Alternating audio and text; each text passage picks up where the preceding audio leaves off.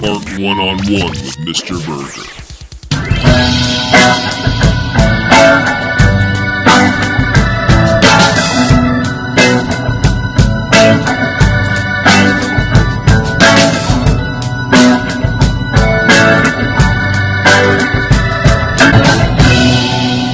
Scholars, welcome back to Art One-on-One with me, Mr. Burgher. This is kind of a spin-off of my Art 101 YouTube channel, and you can find my content all over social media, and this podcast is the new sort of element to that, I guess, the best way to put it. I have been creating YouTube content for many years. I started in the YouTube game back in 2007, creating content as a flipped classroom activity. For those of you that aren't in education or don't know what that is, basically what that means is that I would have situations where students would be struggling with a concept or how to do a certain technique or something like that, and I would be able to work with them one-on-one in the back of the classroom. And to keep the attention of the rest of the students, I would create video type content on YouTube and play that for the class, and they would be occupied for a moment or two as things went, so I could work one-on-one with the other students, and that seemed to work pretty well. And I made a few videos to use over the years and began to get more and more into that as the years went by, and one or two videos has grown to a lot of videos, a lot of content, and I've made short videos and long videos and all kinds of different lengths of things and all kinds of different artistic subjects and topics. And I thought, well, you know what, I want to create some sort of a podcast type thing. I threw out the idea of with another individual. I've kicked around the idea of having somebody knowledgeable or somebody that was less knowledgeable or somebody that could moderate or mediate or whatever sort of eight I needed. And, nothing really fell into place that allowed that to work. There was a short time on TikTok that a friend of mine, who I met through TikTok, she and I, and her name is Tiff Studios, and she does all kinds of different really cool pop art type designs, and she does lots of work on designer bags.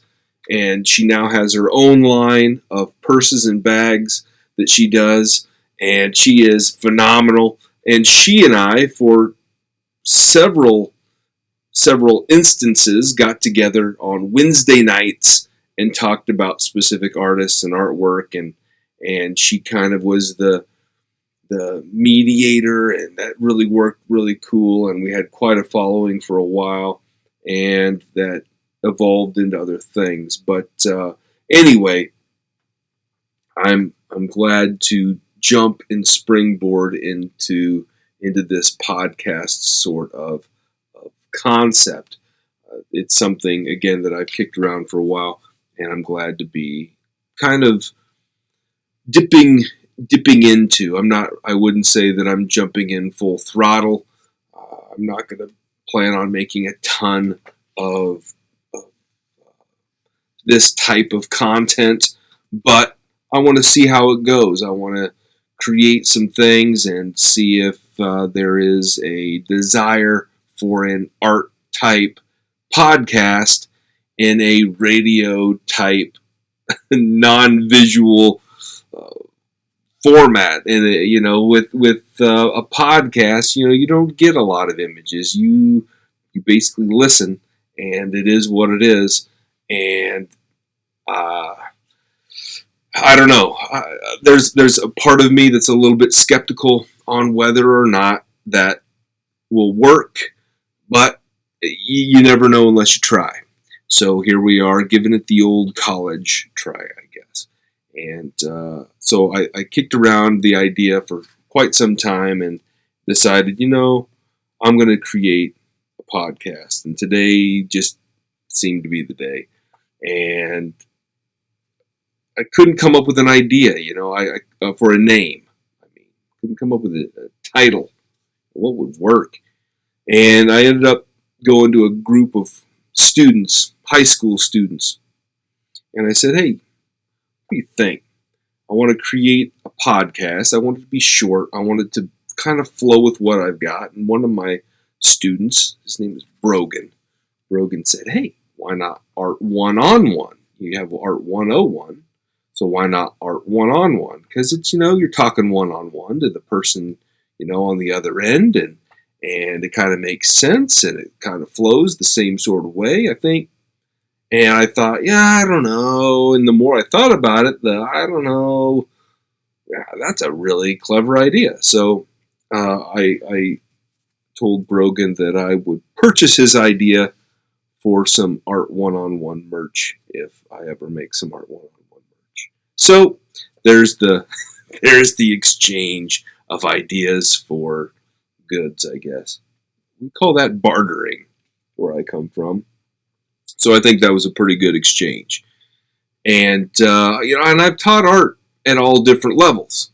To kind of segue into that, I've taught preschoolers, kindergarten, 1st, 2nd, 3rd, 4th, 5th, 6th, 7th, 8th, 9th, 10th, 11th, 12th graders. I've taught college art, which is where Art 101 comes from. I taught the specialty that I really loved getting into was art history. And art history, your basic art history class, is Art 101, and that is art appreciation. And any college, any university that has a humanities requirement for graduation, you have to take a performance art appreciation or a music appreciation or an art appreciation, and the code for that, call it a SCET code, is Art 101, and that kind of makes it like a universal content across the board. And I taught that for many, many years, and because of that distinction, I have jumped on and went from the classroom teaching it to with physical students to say, it kind of became an interesting topic of conversation with some of my students. I had one student who was doing an independent study, and she had to take some art history stuff as a part of the required coursework that I put in place, part of the curriculum that I had developed. I feel like art history is an important part of learning about art. And her senior year, she was in the back of the classroom listening to the stories that I had told her years before. And she's like, it's awesome to hear those stories when I don't have to be required to take a test. It'd be cool if I could just take that content. Let's just listen to the stories. I'd do that all day long. But, the test, that stinks. And for me, it stinks to have to grade it and to know what you don't know. And it's defeating at times. And it's, exhilarating at times. But the point is that the Art 101 came from some of the ideas of that has been largely student-driven. I've had students that have said, hey, why don't you make a video about this? Or I really like that story. So I'm like, well, kids really like that story. I think maybe I should create some content around that artist or that content or this, whatever. And people that are on social media also give me feedback that points me in the right direction. And today I want to talk just briefly about what I want to do, what I want to accomplish, but I also want to get some input out there and some inputs and outputs and things going in and things going out. And today, as I was thinking about just the basics of art, I was thinking about my first day in the classroom. This was back in about 2000, 2001.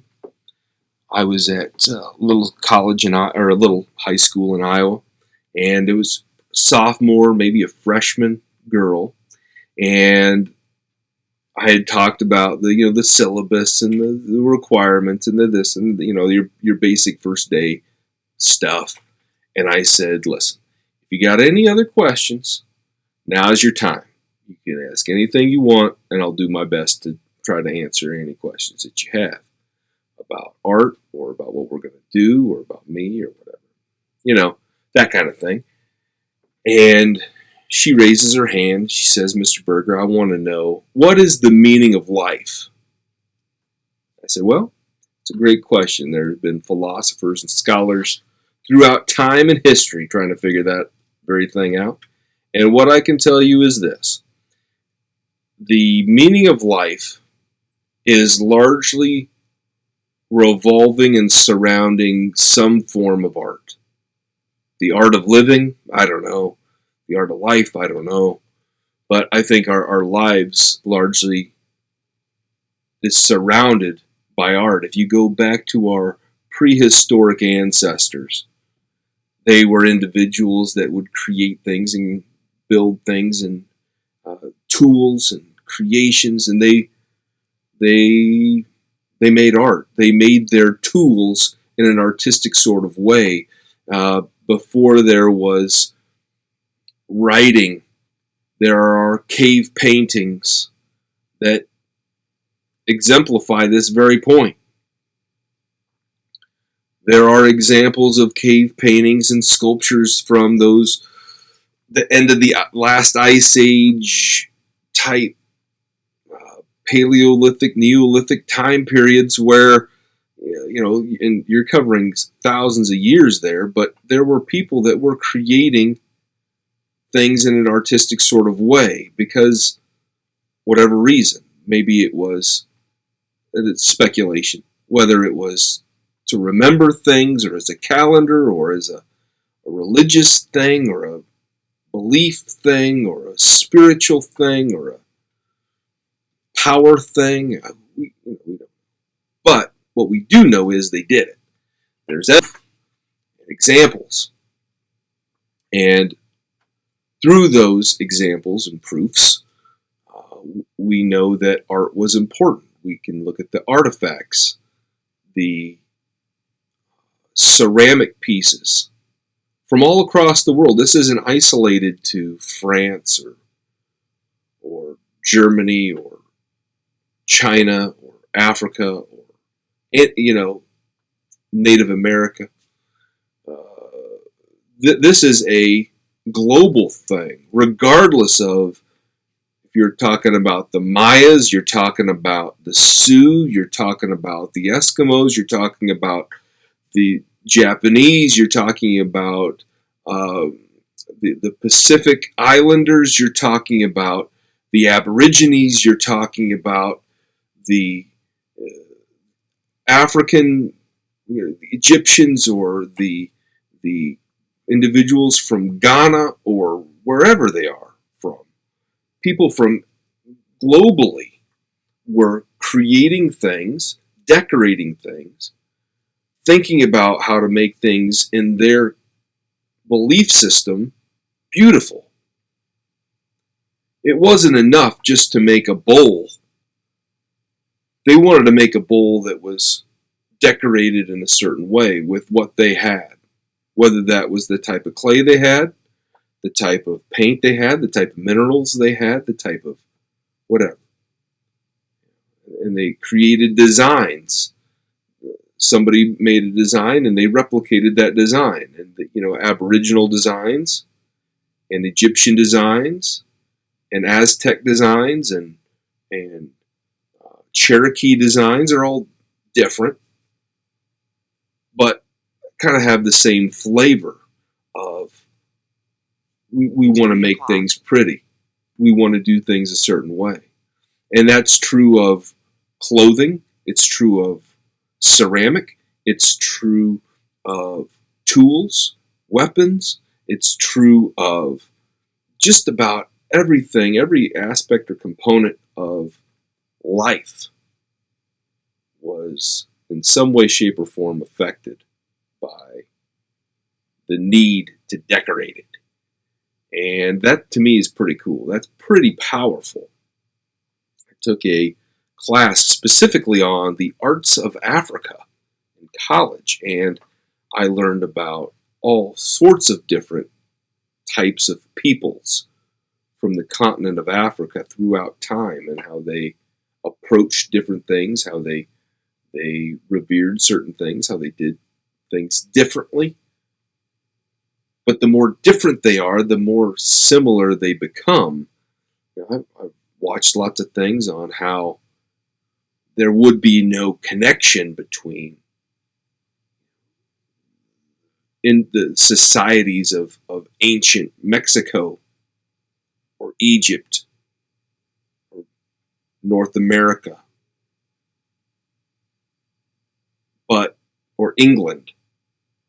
But all of these places were creating structures. They were doing certain things. They were looking at certain things. They were looking at the stars. They were looking at the ground. They were looking at what they had available. They were looking at what do these things mean. They were coming to conclusions that were very similar conclusions, even though there would have been no communication from one group to the other, seemingly.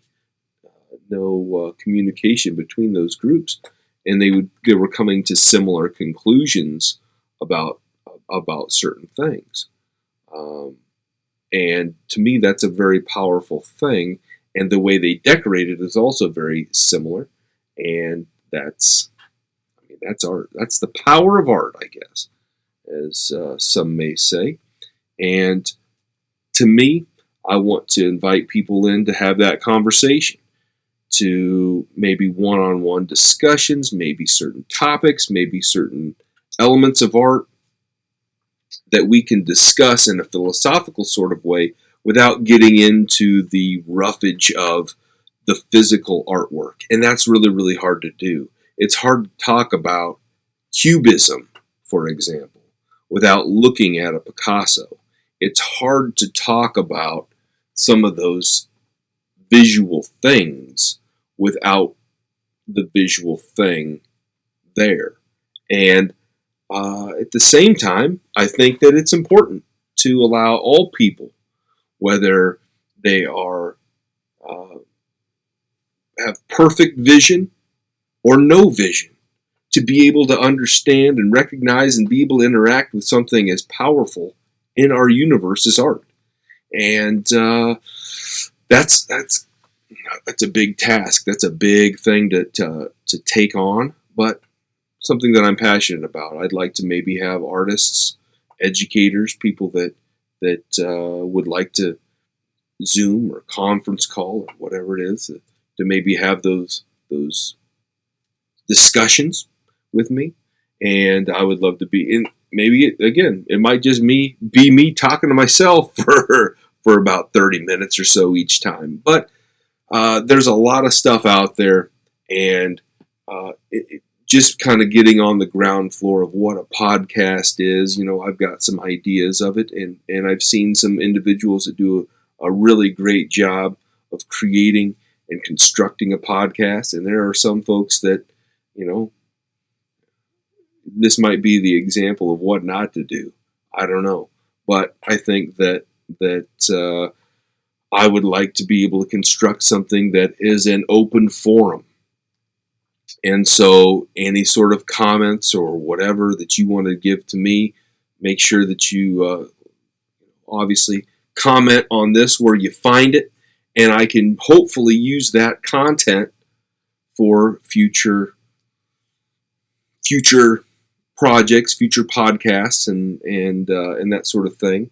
And another thing that I would like to do is, again, I've seen different people do it different ways. Like, I don't know, Sarah Silverman, for example. She takes phone calls, which I think is great.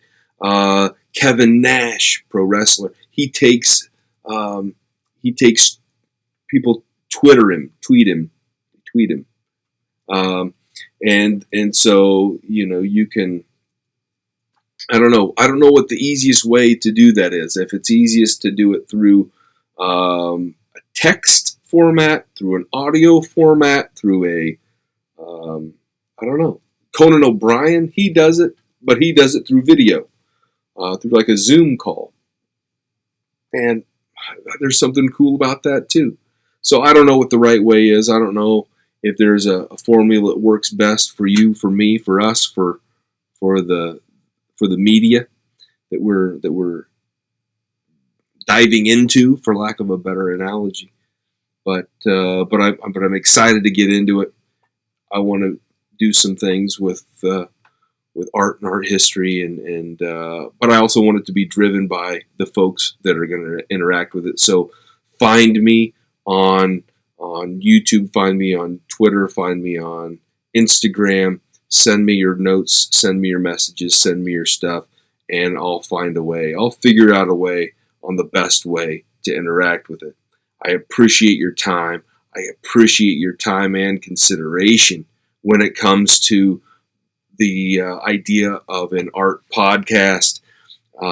This is Art One-on-One with me, Mr. Burgher, and I want nothing more than to make this a forum for people to have an open dialogue and conversation about art and what art is, or the direction of art, or questions about art.